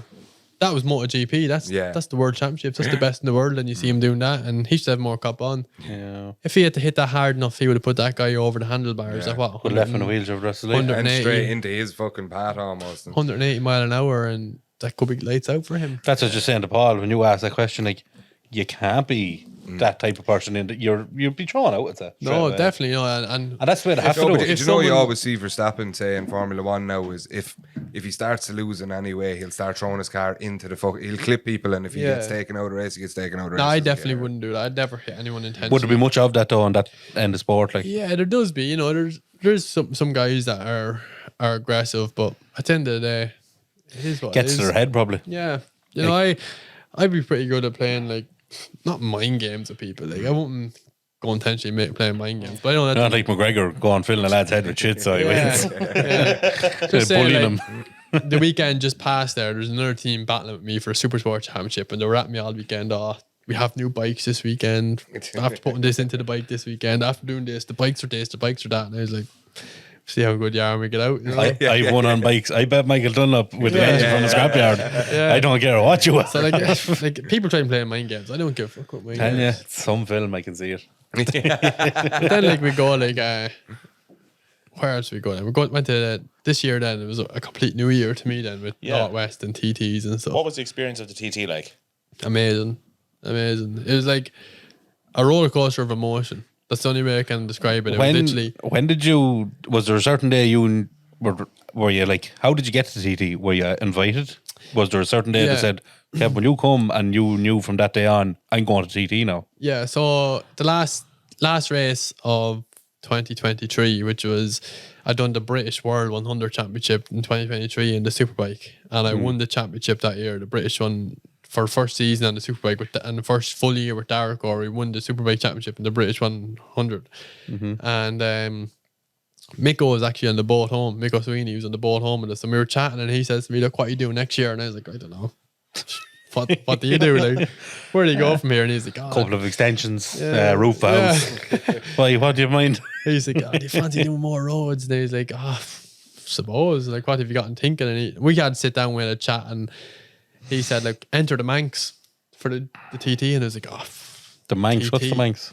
The Manx is it's Dial-A-Man TT course, but it's called the Manx, and basically the rule of thumb is you serve your time with the Manx, and then when you run at the front of the Manx, you get an invitation to come straight to TT. It's like you run a course to enter the TT. Yeah, so basically the Manx is like your Joe Soap, so you can enter the Manx. Yeah. And is there racing in that, or is it literally sitting down and being told what to do? The Manx is a Manx Grand Prix. It's a race. It's a famous one as well. Like it's called a classic TT basically. So like the Michael Dunlop and all the top TT racers should be there, but they'll be on classic bikes, like bikes from like years ago, like Shrad 750s and like ZX 750s and like all the older bikes that they would have ridden years ago. Yeah. And then there's it's called a junior Manx and a senior Manx, which a junior Manx is a 650 and a senior Manx is a 600, where the senior, the TT is 1,000, so super bikes. So basically, Miko said to me, enter the Manx, see how you go. You mightn't get accepted, but enter it and see. You have to get accepted as well. So I stuck my entry in. I said, right, look, it is what it is. What do you enter? What's You just go on, the Manx open up fill out form? Yeah, so the Manx will put up a link, and it's basically an application link. So like thousands of people are entering this application. Is there every year? Yeah, and so many get selected. So like, say, Paul, you've been there last year. You're going to get to go there again next year. Yeah. But Once you're in. if I'm a newcomer coming in, there could be 100 newcomers, and there's only room for 6. And you applied last year and you got it. So I applied for the Manx, and Mako said, look, do the Northwest as well. Do Cookstown 100. The Cookstown is the small road race here up the north. Do that. Do the Northwest and apply for the Manx. So I said, right, grand. I stuck in my entry for the Northwest, got accepted. Stuck my entry in for the Manx. Heard nothing back for about a week. And then Paul Phillips, the head guy from the Isle of Man, the TT, he's the boss. The organizer. He rings me and he was like, oh, Kevin. I was like, yeah. And he goes, Jesus. Yeah, and he was like, "Oh, this is Paul Phillips," and I was like, "Who's Paul Phillips?" Did you say that to him? I was like, I didn't know who it was, and he was like, You didn't say it to him on the phone. No, Who he's like, you I'm were. the- How many Paul Phillips in the yeah, world? he's like, I'm the TT. Yeah, but Jesus, he's personally ringing you to tell you, so probably. like TT organizer. I was like, oh, he fucking must be ringing me saying I got accepted to the Manx. You know, it's fucking buzzing. And he goes, look, we see you applied for the Manx. And I was like, yeah, have, yeah. And he goes, there's an invitation to come straight to the TT. I was like, what? And he was like, yeah, straight to TT if you want to come. And I was like, yeah. And he was like, have a think about it. I was like, right, I'll just ring the team. I'll ring you back. And I know what the crack What month is. was this? Or This was in January. this year gone? Yeah, Yeah, this was happened January. that soon. Yeah, so I rang the team and I was like, boys, I've just got an invitation to come straight to TT. And they were like, oh, what do you want to do? And I was like, what do you want to do? Do you want to go? And they were like, yeah, if you want to go, When go. you put in your application, you have to put in what you've done, what you've won, where you've raced. Yeah, so basically you put in what you've done, what you've raced, and like a reference. So I used Miko as my reference. Yeah. And he's a TT racer. Did he ring him? So Miko would have he probably would have rang Miko first. He did ring Miko first and seen who it was. But in the end up, how Paul got word of me was a guy does press in the UK noticed my name on the application list for the Manx. The fella got your name wrong. The fella, Matt. The fella that you looked up there that got his Oh name no, wrong. BBC got your name wrong. Oh, did they? 11 keys. 11. But some guy who does press releases for the British Championship seen I had my name in, and he actually contacted me after the announcement of me coming to TT. He rang Paul and says, you have a guy here who's British Championship level looking to do the Manx. He needs to go straight to TT, and he actually put my name forward. Yeah. Jesus No Christ. way. Yeah, and then Paul looked into it and he said, right, yeah, so he organised a meeting. I flew across the man, met Paul, had a chat with him, met Milky Quail, the rider liaison officer, done a few laps and said, yeah, agreed to come to TT. In a car? Yeah. Just drive So, on the track. basically, you meet with Milky. Milky he was a former TT rider, a winner. He had that he actually is that famous crash. You ever see the guy clipping the wall and the hay bales go everywhere and he hits the other wall? That's him. Fuck. Yeah. Right. So What did that feel like driving around the track in a car to think you're going to be here someday? Slow. Yeah. No, but did you have any fear? Did that come into you? Like, crazy, because my first ever time in the Isle of Man, ever to even be there, was in January. Never seen the place before in my life. Seen videos, watched loads of onboards. Of course, or geez, everyone, especially lads that are into bikes, would be always admiring TT racing. Played the game, but like I got there and like was driving around and got to the top of the grandstand and drove down Bray Hill, and I couldn't believe how steep Bray Hill is. Like it's like a valley. You know, you go down Bray Hill and it's literally like a V. You hit the bottom of that, and I was like, this is crazy. And then getting into the mountain, like the mountain sections, it's a mountain. You know, what you see in TV is the helicopter up really high. And you can see the sea in the background. That And you shot. can see the sea, Yeah. but you can see the bikes and you can see the field either side of them. But you're not seeing the action. But that looks like, it just looks like Level road. It's a road, and then it drops into a field. Why these drops are massive. I was like, holy fuck. There was one clip there where the lad slid off and you could see him somersaulting down this hill. Yeah, that's Connor Cummins. He crashed at the veranda, Yeah. What happened to him out of that? He was grand. He's back racing again. Fuck. He's still TT racing. He broke Did a you lot ever of see that, bones. Matt? Yeah, Oh, Jesus. When I see that lad has to be gone. Yeah. But then, like, I done a couple of trips across the Isle of Man. Done maybe 60, 70 laps driving around in the car. To watch hours and hours worth of onboards. And when you're driving around in a car, are you driving it, or You have to do it's a like, speed limit. It's just like walking the track. Yeah, like, you have to do a speed They're limit. very strict over there with Very speed strict, limits. Yeah. Once you get to the mountain, there's no speed limit. Right. So you can flat out across the mountain. But like come through the villages, it's very like, you do a speed limit, you're getting sent home. Is that all year round or just Yeah. TT week? All year. Yeah. But I done so many laps, and even like when I was doing my laps with Milky Quail, I used to put my phone on his dash and record the whole lap. And then when I do a lap, then I put the earphones in and listen to it and drive at that pace and listen to everything he's saying and trying to remember. Did someone tell you to do? Is that? That's what just you- something I done myself. Is it? Yeah. You thought that? Yeah. Imagine I could think of that all by myself. No, I just thought. Is that procedure when you're starting? No, Did some other rider tell you do that and it's get the track? No, the track. No, I done it myself. But then when I get back to the hotel that night, like I have a hardback folder at home. I've writ with my earphones in. I've read every word that Milky said. I have it all written down on a piece of paper, like a full hardback, like 17 or 18 pages, A4 pages, full of notes I have written from what he was saying. Trying to remember it all, but got the TT week then, got over there. A lot of fundraising to get there, though. Yeah, we had a good fundraiser. You know, a couple of friends of mine, Alan, Kenny, Ben, Falco, and my girlfriend and family and that chipped in and done a fundraiser. It's not cheap, like. No, it was crazy. You know, we got a fundraiser going together, and I even think I said to you one night in the pub, but no, that I go over and give you a hand with the bikes, or I could wheel bikes round. Or Fucking you, wouldn't it? yeah, mad to go. I say, like, oh, let's go look at the TT. Do you want a hand, Kev? I'll go on the van or I'll drive. But we got there in the end, and we set up, and obviously there's loads of stuff you do. You have to go to your briefings, you have to go to scrutiny hearings, you have to go, so much to do for Have you. Danny fear saying to you around that? Like, were you cool as the shit, whole like? way up till my newcomer lap, I was chilled out, happy as Larry, couldn't be Like, any happier. I'm even getting nervous listening to him writing out notes about Benz. Yeah. Well, you were just grand. You were like, Yeah, I couldn't be happier. I was in my element, you know, gone to the Isle of Man. But previous to this, I'd never even dreamt of being in an Isle of Man with TT racer. It was never a dream of yours. Never, ever thought about it. And then got there and I was like, it was amazing. Seeing the atmosphere, feeling what was going on was crazy. And then I remember then newcomer lap, done it on my 600. And I couldn't wait to get back to the paddock. I hated it. Took off. Milky, there was me and there was a German guy with Milky. And we took off. And I was like, all right, like Milky's going to chill out here. He's going to stay away with us.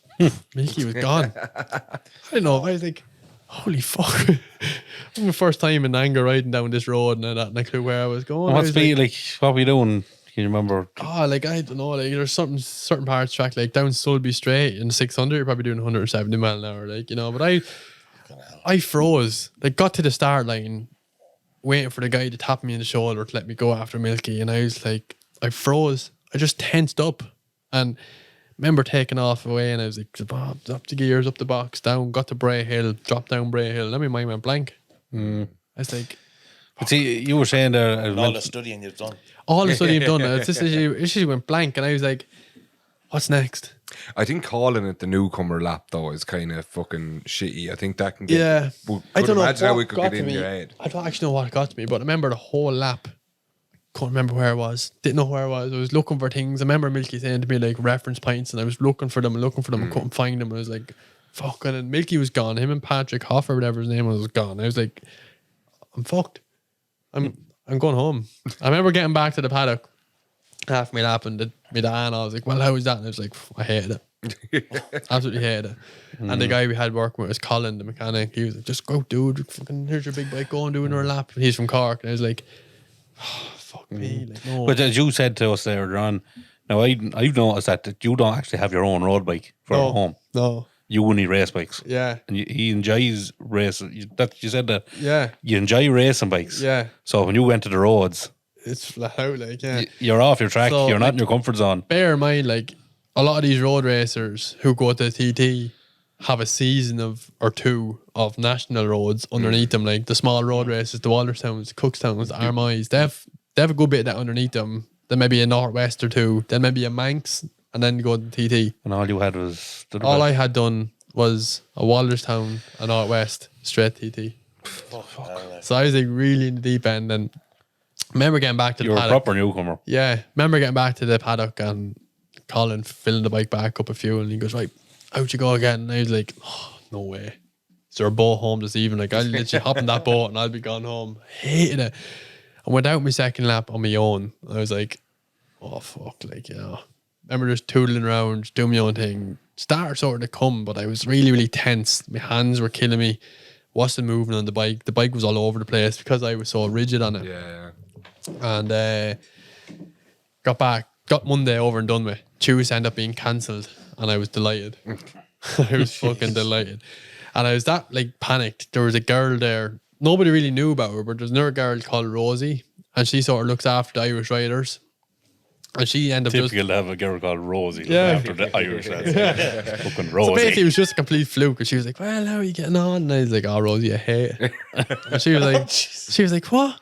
What? Nobody says that. And I was like, oh, I'm in a heap. I said, I'm fucking nervous as fuck. I said, I'm so tense. I said, I just can't relax. And she was like, oh, look, leave it with me. I'll get you to meet someone. I was like, nothing's going to help. Like, I'm riddled here. And she was like, right. She said she's get you to meet someone. Yeah. Fuck. So she made a few phone calls, and there ended up being this girl on site that worked for the TT that like basically helps riders like calm down. You go and you speak to her, you tell her what you're feeling. She gives these little like things She's to like do. a counsellor for motorbike riders. Basically, so I went to her. Rosie got me in contact with her. I went to meet her, and she like Who's girl Rosie? Rosie's the woman. So I went and met this girl, and I told her exactly how I was feeling. And I was like, look, fucking so panicked, so intense. And she was like, just breathe. Give me these breathing exercises, dude. Give me these different things to think about. And I was like, she was like telling me to do them in front of her. And I was like, right, this is calming me down in front of you. But what's going to do when I'm sitting waiting to go out here again? So I'd done it anyway. And that was Wednesday.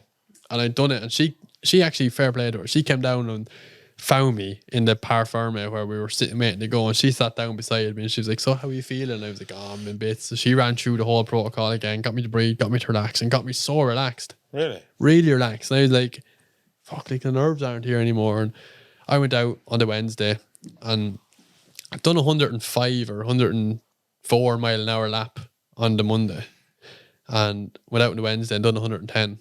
And I was like, right, that's progression, you know, that's good. So settled in then, and then Mikko, he brought me for a lap in the car, drove me around in the car, and he was showing me different things, and a lot different than Milky was showing you. Like Milky showing you really, really obvious things and you're sort of looking for them. But like Mikko was showing me sort of things that are line of sight, like riders, what you'd be looking for, like, you know. When you're like leaned over in a bend, yeah, you can see this. Yeah, so he showed me stuff like that, and that helped. And then I went out on the Thursday night and done 115. Fucking hell. And then the next night then ended up being cancelled. And Brian McCormick, another Irish rider from Tremor actually, he said to me, look, we'll go for a lap. Tonight's been cancelled. We'll just go for a lap in the car. So I was like, great, happy days. So he started showing me things. And one particular place I was struggling with was Kirkmichael. And it's probably a famous one you see on the TV or videos. Do you ever see them going through? It's like a village. Little walls. There's houses the whole way through this village. And it's flat out. Like once you come through the bus stop, it's flat out the whole way through the village. And I could never get flat out because Milky was telling me like, right, it's yellow line, curb, yellow line, curb, yellow line, and look for them. And you're looking for like the yellow line on the side of the curb, and you're looking for the curb and the yellow line. I couldn't get it. So I kept rolling the whole way through Kirkmichael. And I remember one thing Brian said to me was like, and it's mad to think about it, like, there's a house, the very bottom of Kirkmichael, a white house, and then there's a two-story house, and there's the middle window. He goes, stare at that middle window the minute you come out of the bus stop. And I was like, I was in the car and I was looking down the village and I was like, I can fucking barely see it at fucking 30 mile an hour. How am I going to see it? So I remember then the first night of, it was ended up being Friday. The middle window. Yeah, come out that one particular spot, come out to the bus stop, and I just seen the window and I was like, right, just going to stare at it and hold it wide open. And I got through Kirkmichael flat out from the first time. Fuck. And by you staring at the window, what does that do? Like it's a straight apart, like. It's just like the village is like, if you like to drive the village, it's like I think I know there is videos. Yeah, big dip down into it. Yeah, big dip down and you come out through it. But if you were to like drive it in a car, it's like it's left and right and left. But so that was your line. Just one line of sight at that window, you can get the village dead straight. Right. Whereas, if you're looking for the yellow lines and the curves, you're and getting stuff, sucked in. and you're not thinking about you're on the throttle. Yeah, you're getting sucked into them. Where he said to me, like that one little particular thing was that window that got me flat out through Kirkmichael. Yeah. And I was like, you know, it's them little bits. And the same, like, a huge difference. I went for Andy Farrell, another Irish rider who doesn't do TT, but he does the Manx. And he's pretty quick in the Manx. Done 120 mile an hour lap around it. Like, that's fast for a 600 rider. And he sat down with me then. He just managed to come into the on one day. And he sat down and he was chatting me about it. And he gave me loads of reference points. But then he has an onboard video that you can watch. That he has the camera on the bike. And he was like showing me everything. And I was like, you know what? I was watching videos of John McGuinness, Peter Hickman, that are up the 130 odd mile an hour laps, which is way away from me. I never looked at the slower laps. Yeah. And when he showed me the 120 mile an hour lap, that was more reasonable for me because I was only in around 115 at this stage. Yeah. And I just studied his onboard then from there to the end of the week. And by the end of the week then, I had no targets going over there because I was afraid to put a target on myself in case I didn't get it and I pushed for it and made a mistake. And when you make a mistake there, you don't come home. Did you tell me before that they actually said that you don't come over here with ambitions or shit like that in your head? Yeah. You want to Yeah, they did. come over here and ride the track and that be it. Yeah, so I done that. I studied Andy's clip for the rest of the week, and I ended up getting up to 118. Nice. And I said to myself, right, that's 2 mile an hour away. It works out about 2.5 minutes. Like, it's 37 miles. But I was 2.5 minutes off 120 mile an hour lap. And I said, right, I'm not going home at 120, Yeah. And the last race of the week, of the 2 weeks, the senior, I got 120. I was fucking chuffed, Brilliant. But yeah, like you said, Steve, when I was over studying the track and going around with Milky and stuff, they were saying, like, come over, no expectation, come over, enjoy it, and get home. Come over and learn. That's what you're doing. And like one thing that really stuck with me, what Milky actually said to me was, like, come over, pull loads of wheelies, enjoy it, do what you want to do, because you're only going to ever have your first TT once. And that's it. After this, it's... And then after it, then you're a TT racer. Any TT racer next year? Hopefully. When will you know? January again? Hopefully know in the next couple of weeks. I have to sit down with Darkcore again now and renegotiate what we're doing next season. And what did Darragh think of the whole TT experience? They loved it. Were they ever... They were circuit riders, our team before that, like, before So you've introduced them to TT race? yeah, basically. So how Darkcore came about was they're based in Ratangan. They're core drillers, concrete cutters, they're controlled demolition and stuff. Had to meet their stuff on the road a good bit. Yeah. So in 2016, when I was in British, they sponsored me as a personal sponsor, a few quid, and that worked out grand. But then they started sponsoring another guy in Ireland doing the Mondello Masters, and they said to me, look, you're in the British Championship, we're an Irish company, it suits us better to support someone in Kildare doing the Mandela Masters that does sponsor you. But I was raging, like, I was already struggling at that stage, and to lose a sponsor was massive. To lose that and So I was like fine. I was like, no bother. Thanks, Keith. Thanks you and Brian forever, and it's been amazing. Just never left them bad blood, and it's the best thing. Like I always say, you never leave anyone in bad blood. Jobs, never burn a bridge. teams, sponsors, no matter what, no matter how hard it is, just shake hands, say thanks, and be a big man. And it worked out in my favour because they sponsored their rider then in Mondello for the next couple of years. And in 22, when I left British because I had no money and basically done Wallerstown and then had nothing to do, I was being a track day rider, Keith actually phoned me and he said, Kevin, look, what are you doing? I says, your sponsor phoned you? Keith Darkor. Oh yeah. So he had like left being a personal sponsor to sponsor this other guy in Mondello. And he phoned me after Wallerstown and he said, look, how are you doing? What's going on? And I said, I just nothing. I said, I'm finished, Keith, to be honest. And he says, what are you going to do next? And I says, a couple of track days. I says, nothing. I says, if I can afford to race, I'll do a race. And he goes, look, we have a 600 sitting in the shed that the other rider isn't riding. Do you fancy riding it? And I said, look, Keith, I really, really appreciate it, but no. And he says, oh, why? And I said, because I haven't got the money to ride the bike. I said, to be straight out, I haven't got the money. I says, and if anything happens to me, if I crash it or says I do that, and it says I can't afford to fix it, I can't afford to put a tyre on it, it's as simple as that. And he said, no, look, don't worry about it. We'll cover the weekend. Come ride the bike, have a bit of crack and enjoy it. So I was like, right, where's the catch?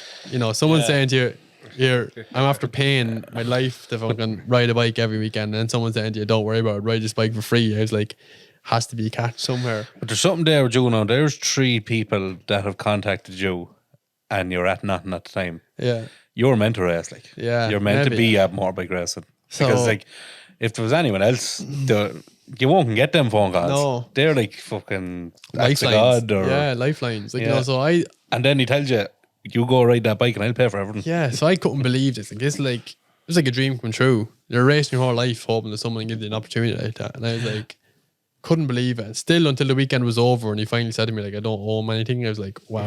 You know? You didn't believe it until it got to that stage. Did you crash? No. So Well, of course you didn't owe him nothing. he said to me, like, look, this bike's lying here. I don't know what it's like. The other rider didn't like the bike. We bought him for the other rider, but he didn't like it. So it's just been sat there and I was like, right, grand. So I never seen this bike until it got to Saturday morning and it was qualifying straight away. So my first time to see this bike was in qualifying. So I went out and rid it and put it in the front row. I think I was third. and it was the Leinster 100 meeting that weekend. I'd won it the previous year on my own bike, and Darkor like wanted to kind of win it, so I was like, I want to win it too. So I went out and I ended up winning all 3 races that weekend. Fuck.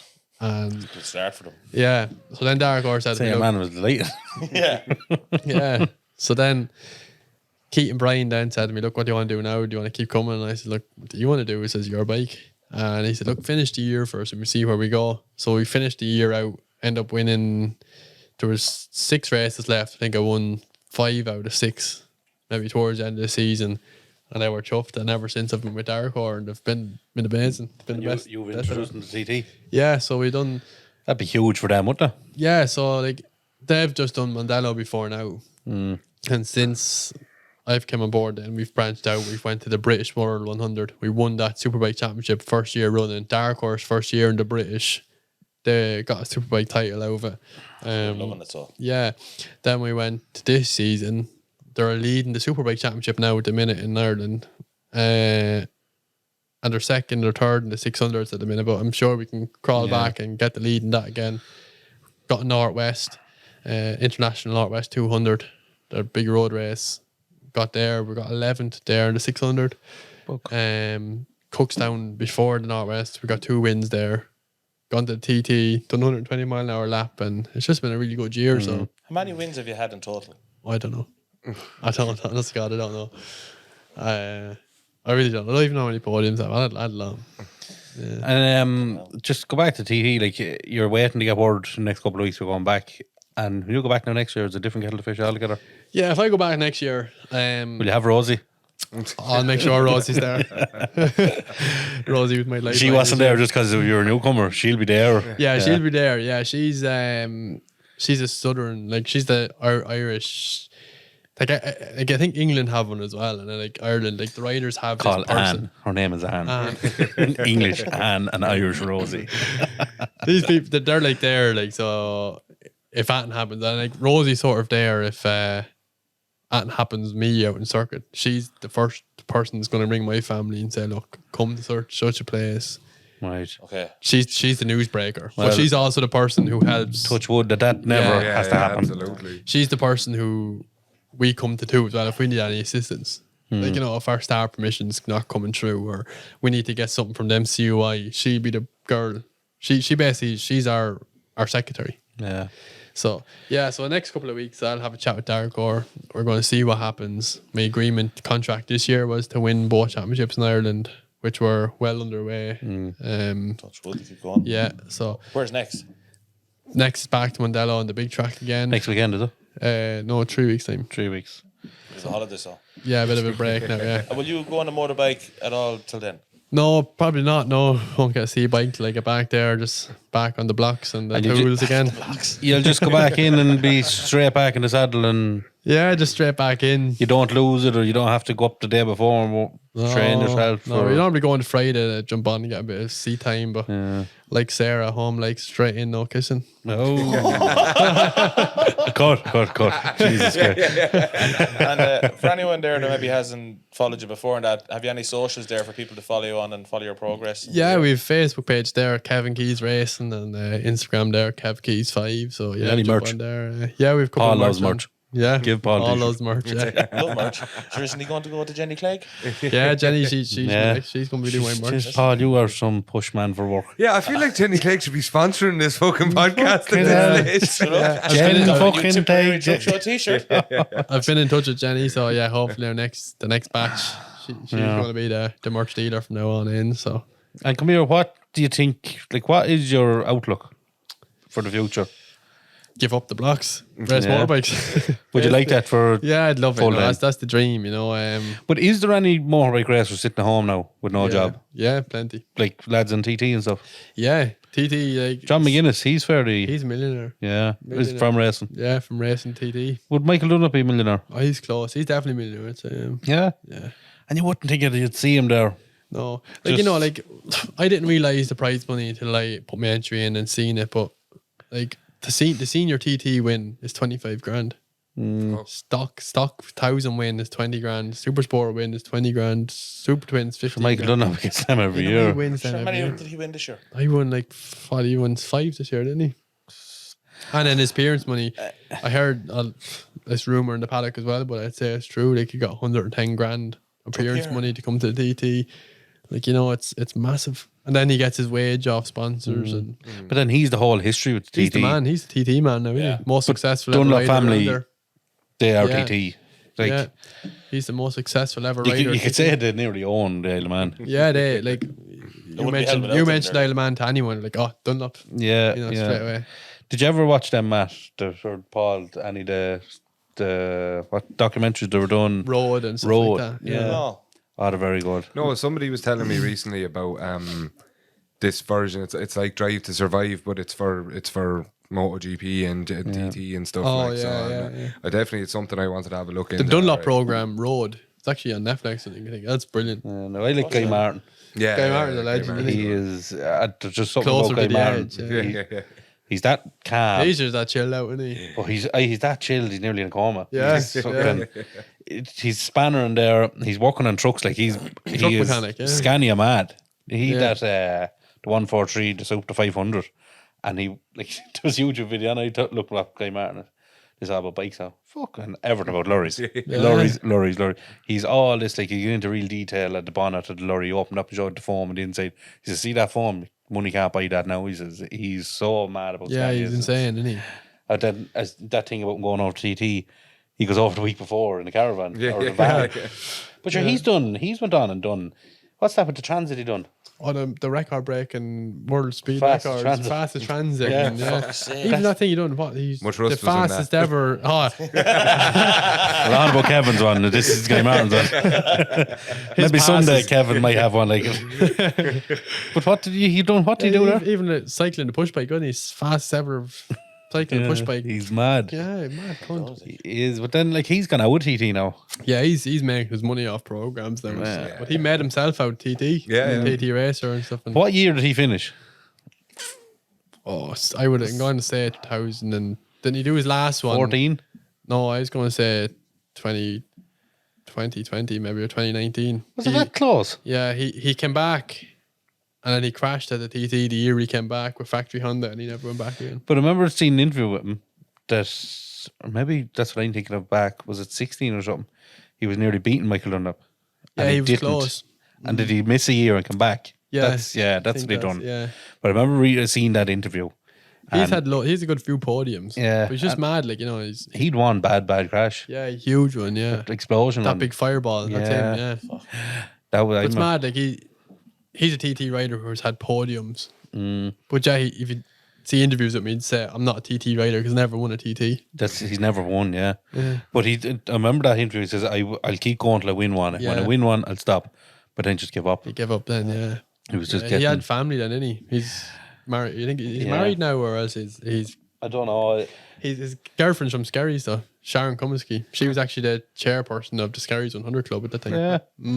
Fuck. But no, he's a proper Englishman. Like Yeah, he's Yorkshire, English isn't to the he? bone. I know. Kevin, thanks very much for Yeah, coming. boys, thanks very much. Oh, for we having me. finished. Oh, you want? Oh. Our man's obsessed with the mic now. He'll have his own podcast next week. Exactly. Watch this space. No, but thanks for coming. No, Kevin. boys, thanks very much for having me. It's been Best some of luck crack. with everything Yeah, in the thank you. future, near and far. Yeah, thanks very Hopefully much. All healthy racing you do going forward. Probably We still have to learn how to finish these, don't we? Yeah, it's always the most awkward fucking thing ever. What? Do me the Belge? And on that note, Thanks, everybody. cheers. thanks very much. Bye.